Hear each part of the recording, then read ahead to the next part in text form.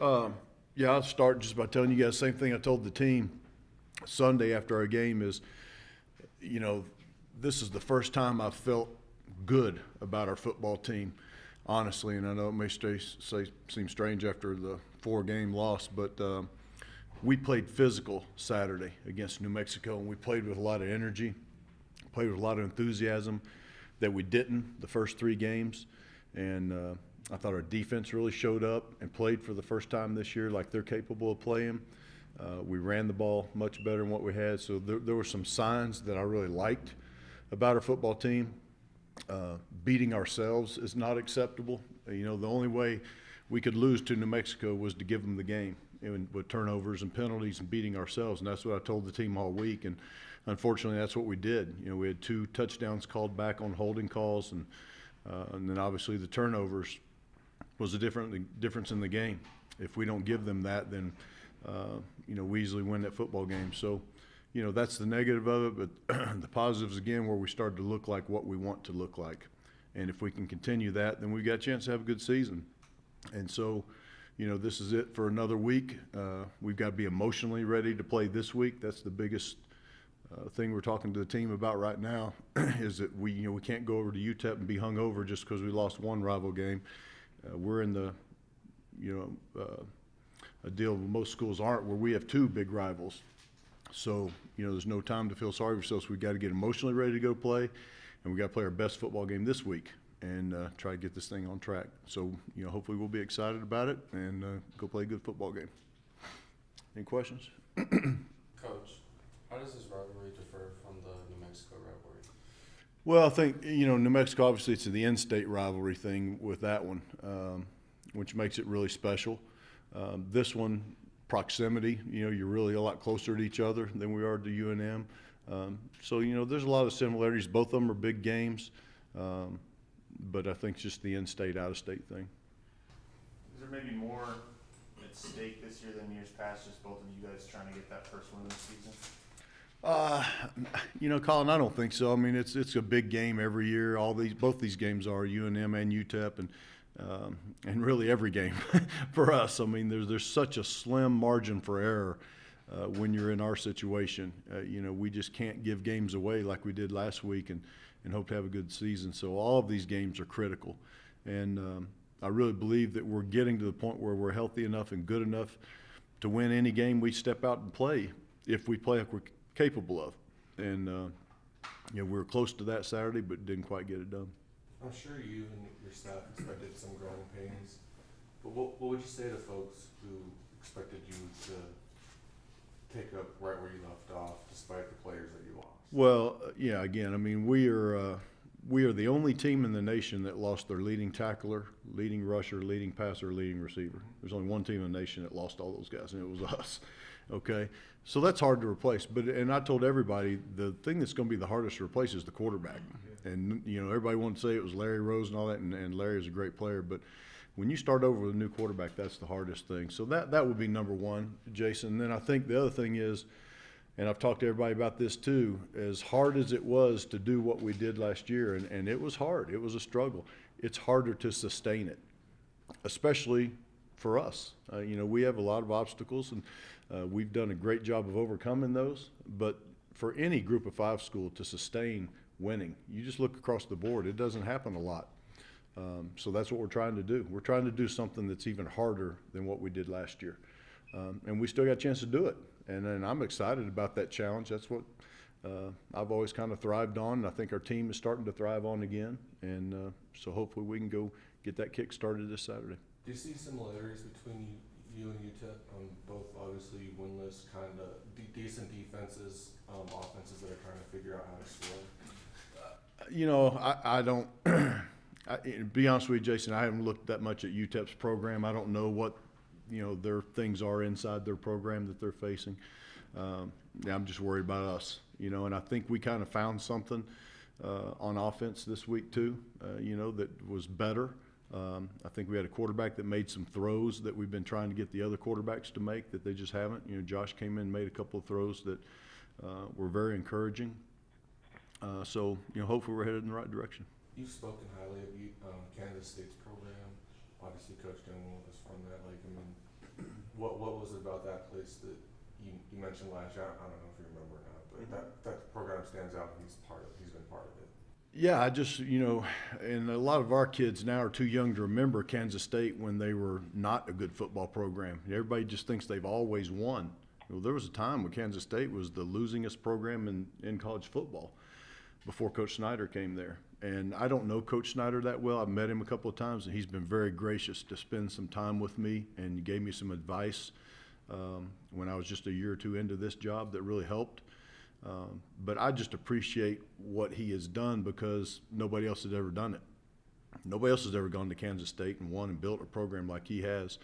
And I've said before, coaches like that, to me, are more impressive than coaches that go to traditional powers and win. And nothing against Coach Saban. He's, probably the best coach in the game. But a lot of people have won at Alabama, and a lot of people won national championships. There's only been one guy win at Kansas State. To me, that's incredible, and it speaks a lot to him and his vision and his toughness, which I can tell you better have if you're going to take under one of these programs. And so I've just always admired the job that he's done, and I'm sure that Coach Dimmel's trying to instill those same qualities into UTEP, and he's got a good background of how to do it coming from Coach Snyder in that program there. So, I've always thought a lot of that Kansas State program. What maybe, obviously their defense played pretty well. First 3 games, especially at Tennessee, what kind of caught your eye looking at them on film from that game at Tennessee? Yeah, they're a little bit different because there's a lot of drop 8 coverages, and they have some subtleties in their coverages that are a little bit different than what most people do. So again, it'll be a tough game, but it comes down to the same thing with us. We got to take care of the football. We just got to execute our offense, and if we do that, we'll be fine. You hoping to see from Josh in his first start in college? Yeah, I think the same thing. I think Saturday was really helpful to Josh because he started the second half. He played the entire half. He completed 57% of his passes, which our goal is 60 for a quarterback, so he was really close to that. I thought he made really good decisions. Most of the night he threw the ball exactly where he was supposed to throw it. He had a couple that he might have been a little bit late on. But he's a really intelligent player. I think he understands the game. He threw for 160-something yards in a half. So, if he can do that in 2 halves and take care of the football, then he will really bring something to our program. I think our team got energized when he went in the game. I think they believe in him. And, I'm looking forward to seeing what he can do. It's going to be a tough task. He's playing his first real start in a rival game, against a defense that's a little bit unconventional and will present some new problems for him. So I'm sure he's going to go through his growing pains too. But we're starting to play better in other areas around the quarterback, and that's a good sign for us offensively. Can you give us just a general explanation of how much responsibility a quarterback has before the snap? I know it's something you guys have been working on the last couple of years. Yeah, in our style of offense, the quarterback does a lot of things. So, he can change pass protections, number 1. He can change routes, number 2. And then he has to be able to really function. It's not like we don't just throw RPOs and bubble screens and those type of things. The quarterback for us has to be able to read defenses. He has to be able to throw the ball down the field. He has to know when he's protected and when he's not to get rid of the ball. He's got to have a good understanding of the game, and it takes some time, and that's one of the things that Matt has really struggled with, and Nick has struggled a little bit with this year, is just understanding that and getting in the right calls. That's what was encouraging about Josh at Utah State. He did those things pretty well in limited reps, but the other night he did those things really well, in a half. And, so hopefully we can move forward. Do a quick scouting report at UTEP. Well, I think, offensively they run the ball really well. Kai Loxley, he's their best running back. I mean, the guy's, he's running the ball the majority of the time for them from the quarterback position. He's dangerous running the football. You really need to keep him in the pocket. When he scrambles, he becomes even more effective. So those are some things that our defense is really going to get tested with. I think, again, defensively, we've already spoken about them. I think they do a good job of confusing quarterbacks with their coverage schemes. They do a nice job with their blitz packages. So, it'll be another real test. As good as they've been running the football, passing has been kind of an issue for them through 3 games. Is that kind of, I guess, catch your eye for your secondary for them to potentially have a good game? Well, I think, again, when you look at their offense, it's committed to the run. I mean, I don't think they want to win games throwing the football. I think they'd like to, throw play action passes and throw things, when you're geared up to stop the run so they get the big play in the passing game.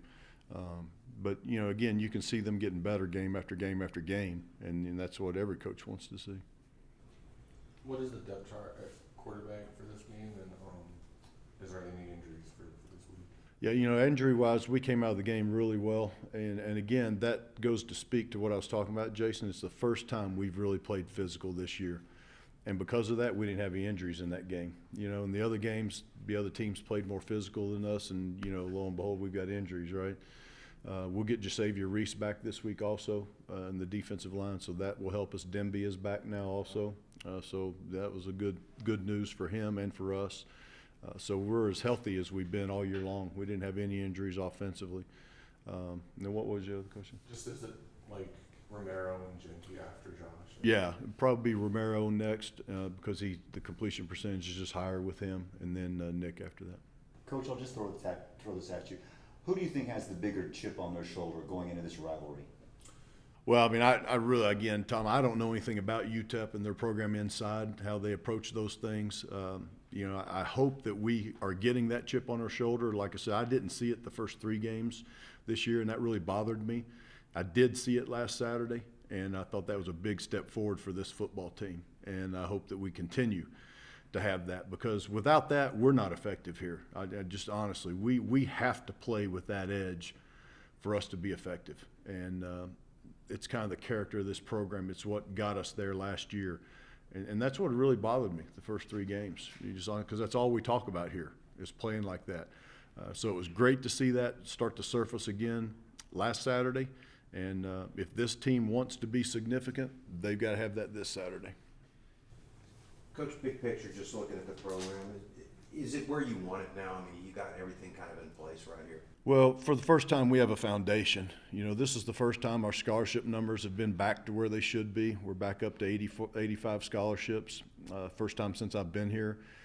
We've got a much more talented football team than what we've ever had.